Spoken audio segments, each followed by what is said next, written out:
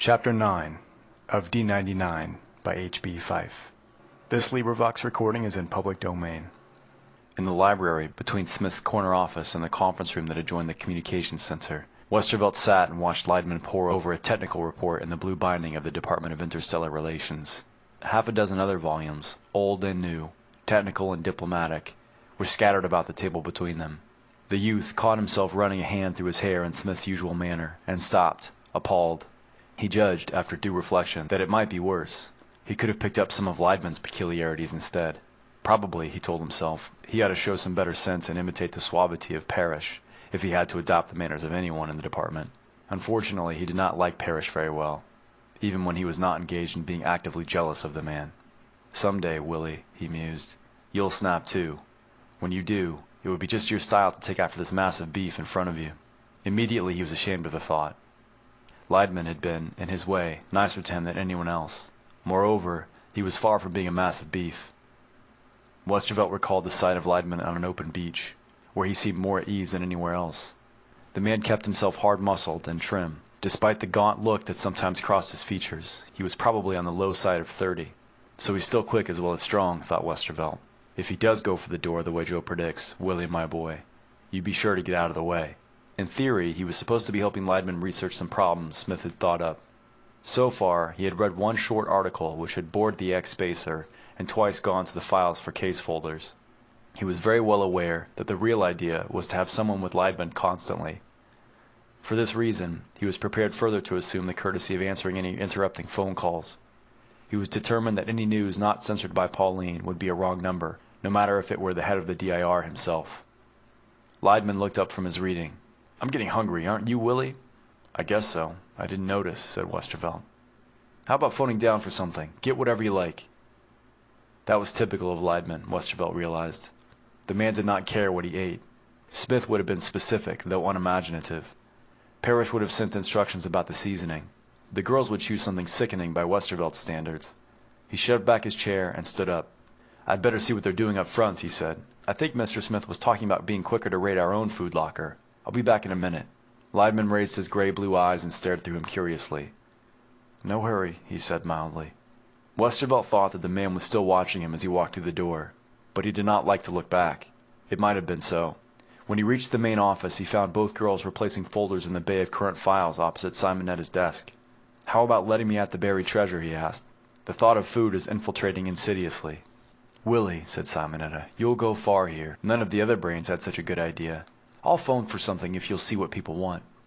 "I think Mr. Smith wants to use stuff we have in the locker," said Westervelt, blocking the way to her desk. "Hold it a second while I check." He rapped on Smith's door as he opened it. He found the chief with most of the papers on his desk shoved to one side, so that a built-in tape viewer could be brought up from its concealed position. Smith was scowling as if obtaining little useful information from whatever he was watching. "They're getting hungry," Westervelt whispered. "Is it all right to raid our guest locker?" Smith shut off his machine and scrubbed one hand across his long face. "Right, Willie," he agreed. "The sooner the better. Take out whatever you think best and pass it around. Meanwhile, I'd better check on the situation downstairs. Come to think of it, when you called, did you get an outside line and punch the numbers yourself?" "No, but I have an understanding with Pauline," said Westervelt. He was thinking that Smith had put him in charge of the food, which was perhaps a little better than being sent around to take personal orders, as the girls had assumed he would do, but which was still a long way beneath the conference status he had appeared to have an hour earlier. "Good boy," Smith approved. "Then she'll know who I want to talk to and that she shouldn't listen in." Westervelt was far from sanguine about the last condition, but left without trying to cause his chief any unhappiness. Well, so it goes, he reflected. 1 minute a project man, the next an office boy. If I pick out what everybody likes, I'll be a project man again. But if they like it too much, I'll turn out to be the official chef around here whenever someone important stays to lunch.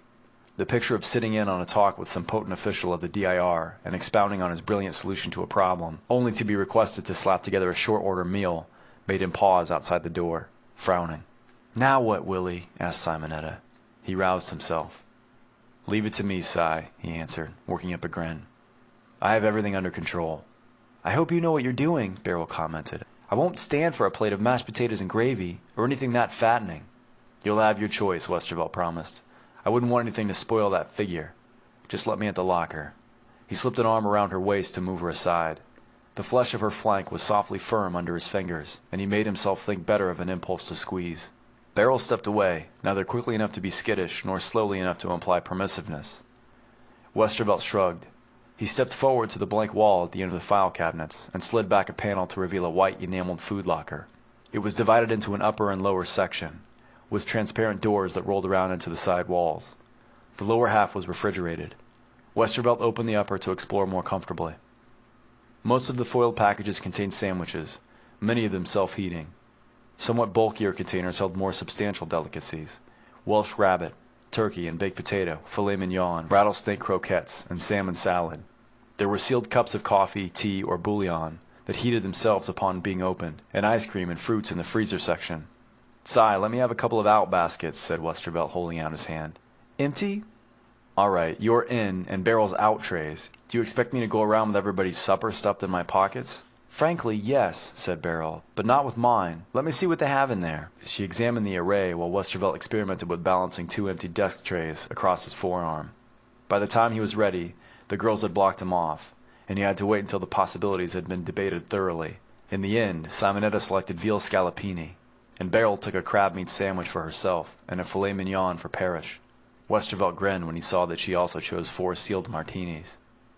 Putting aside a budding curiosity about rattlesnake meat, he took a package of fried ham and eggs to see if it could be possible, and a self-heating package of mince pie. For Smith, Leidman, and Rosenkrantz, he piled a tray with half a dozen roast beef and turkey sandwiches, a selection of pie and ice cream, and all the coffee containers he could fit in. "Si, pick out something nice for Pauline," he requested, noting that Beryl was already on the way across the office to Parrish's door. Simonetta exclaimed at her forgetfulness, pushed aside the container that she had been warming on her desk according to the instructions, and told him to go ahead. "I'll take her a salad and some bouillon," she said. "The kid thinks she has to watch her weight already." As an afterthought, Westervelt topped his load with a martini for Smith, on the theory that the chief was going to need it. He went in there first, let Smith see that nothing but coffee was on the way to Leidman, and made his exit directly into the hall. He made the communications room his next stop, and took what was left into the library to share with Leidman. The latter took a roast beef sandwich, pulled the heating tab, and tore it open after the required 30 seconds with one twist of his powerful fingers. Westervelt had a little more trouble with his package of ham and eggs, but the coffee cups were simpler. They sat there in silence, except for an occasional word and a brief scramble when Westervelt spilled coffee on a list of cases Leidman had thought of for further checking. The ex-spacer chewed methodically on 3 sandwiches and poured down 2 containers of coffee, scanning a copy of the Galatlas all the while. Westervelt found the fried ham and eggs to be a disappointment. "I should have tried steak," he reflected. "Eggs can't be done, not in taste right." There was one sandwich left, cold turkey, and Lyman had just begun on his 3rd, so the youth helped himself. The hot mince pie had real flavor, and he was feeling quite comfortable by the time Leidman finished his ice cream. "Shall I get some more coffee?" Westervelt offered. "Not for me," said the other. "If you go back, though, you could pick up those folders." Westervelt took the excuse to leave for a few minutes. He stopped in to see if Joe wanted anything, promised to look for bourbon, and returned to the main office. He found Simonetta sipping a solitary cup of coffee. "Did they leave you all alone?" he demanded. "Oh, no," she said. "The boss came out and had coffee with Pauline and me, but then she had a call for him, and he thought he'd rather take it in his office." Westervelt stepped over to Smith's door and listened. In theory, it should have been soundproof, so he opened it a crack.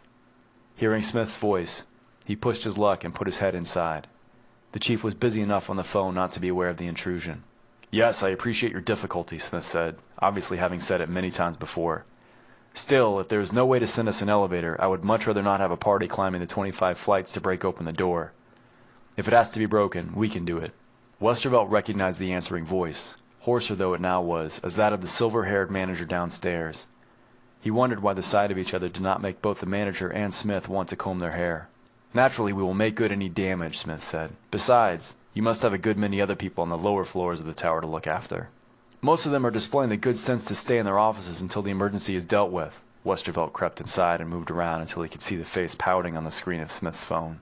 The man now had heavy shadows under his eyes, although he had mopped off the perspiration that had bathed him when Westervelt had spoken with him. "Well, perhaps we have slightly different problems," Smith told the manager. "Problems?" explained the latter. His effort to contain his emotions was clearly visible. "Well, of course, if it is really serious, perhaps we can get the police to send up an emergency rescue squad." "No," Smith interrupted violently. "No rescue squad. We do not in any way need to be rescued. Not at all." The manager eyed him with dark suspicion. Is someone ill? He demanded. We cannot be responsible for any lawsuits due to your refusal to let us call competent authorities. Aren't you a competent authority? Demanded Smith. Just get the elevator working, will you? We'll wait until then. There is no way of knowing when power will be restored, said the manager. You must have a TV set around the office somewhere so you can hear the news bulletins on the situation as soon as I can. He paused to pop a lozenge into his mouth, sighed, and added, Sooner, I dare say. Smith had leaned back in his chair, a stricken look on his face. He saw Westervelt and began to wave frantically toward the hall. I never thought of that, exclaimed the youth. He burst into the hall from Smith's private entrance, realized he would have to pass the library to reach Joe Rosencrantz with an order for censorship, and circled back to the main entrance. He went in, saw Simonetta still at her desk, and opened the door to Pauline's cubicle. When he got inside with the little blonde, her swivel chair, and her switchboard, there was just about room enough to breathe. Pauline, he panted. Punch the comm room number and lend me your headset. This is cozy, she giggled, but did as he asked. Joe answered promptly.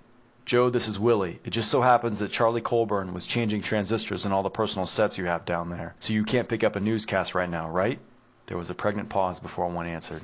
Right, that's the way it goes. Can you talk? I don't see any image. I'm with Pauline. It's okay. I mean, it was just a thought, in case... Sure, said Rosencrantz. Should have thought of that myself. Everything else all right?